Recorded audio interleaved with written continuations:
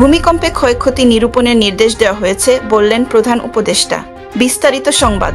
দেশে তীব্র ঝাঁকুনির ভূমিকম্প অনুভূত হওয়ার ঘটনা নিবিড়ভাবে পর্যবেক্ষণ করা হচ্ছে বলে জানিয়েছেন প্রধান উপদেষ্টা অধ্যাপক মোহাম্মদ ইউনুস। তিনি বলেছেন, সংশ্লিষ্ট সব দপ্তরকে অবিলম্বে মাঠ পর্যায়ে নেমে সম্ভাব্য ক্ষয়ক্ষতি নিরূপণের নির্দেশ দেওয়া হয়েছে। আজ শুক্রবার বেলা 1টার আগে প্রধান উপদেষ্টার ফেসবুক পেজে দেওয়া প্রধান উপদেষ্টার বার্তা শীর্ষক এক পোস্টে এ তথ্য জানানো হয়েছে। ফেসবুক পোস্টে বলা হয়েছে, দেশের বিভিন্ন স্থানে ভূমিকম্প অনুভূত হওয়ার ঘটনায় সৃষ্ট জনমনের উদ্বেগ ও আতঙ্ক সম্পর্কে সরকার অবগত। পরিস্থিতি নিবিড়ভাবে পর্যবেক্ষণ করা হচ্ছে এবং সংশ্লিষ্ট সব দপ্তরকে অবিলম্বে মাঠ পর্যায়ে নেমে সম্ভাব্য ক্ষয়ক্ষতি নিরূপণের নির্দেশ দেওয়া হয়েছে। পোস্টে আরও বলা হয়, জনগণের নিরাপত্তাকে সর্বোচ্চ গুরুত্ব দিয়ে সরকার প্রয়োজনীয় সব ব্যবস্থা গ্রহণ করছে।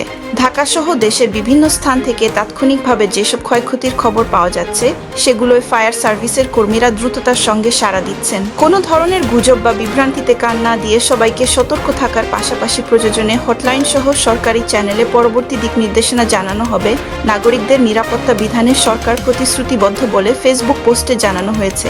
এক ভূমিকম্প কাঁপিয়ে দিল গোটা বাংলাদেশকে। আজ শুক্রবার সকালের এই ভূমিকম্পের ঝাঁকুনিকে যাবৎকালের সর্বোচ্চ বলা হচ্ছে। এমন ভূমিকম্পের সংখ্যা বিশেষজ্ঞরা আগেই প্রকাশ করে আসছিলেন। এই ভূমিকম্প বাংলাদেশের জন্য সজাগ হওয়ার বার্তা বলে মনে করছেন। প্রধান উপদেষ্টার ফেসবুক পেজে বেলা 1টায় দেওয়া আরেকটি পোস্টে ভূমিকম্পে ক্ষয়ক্ষতি সম্পর্কে জানানো হয়েছে। রাজধানীর কলাবাগানের আবেদখালী রোডে একটি 7তলা ভবন হেলে পড়ার খবর পাওয়া গেছে। মোহাম্মদপুর ফায়ার স্টেশন থেকে একটি ইউনিট ঘটনাস্থলে গেছে। এখনও হতাহতের কোনো খবর পাওয়া যায়নি। ভূমিকম্পে আতঙ্কিত হয়ে বা দুর্ঘটনার শিকার হয়ে ঢাকায় যারা আহত হয়েছেন, তাদের চিকিৎসার জন্য জরুরি আর্থিক সহায়তা দেওয়ার ঘোষণা দিয়েছে ঢাকা জেলা প্রশাসন। আহত ব্যক্তিদের প্রত্যেককে সর্বোচ্চ 15,000 টাকা সহায়তা দেওয়া হবে।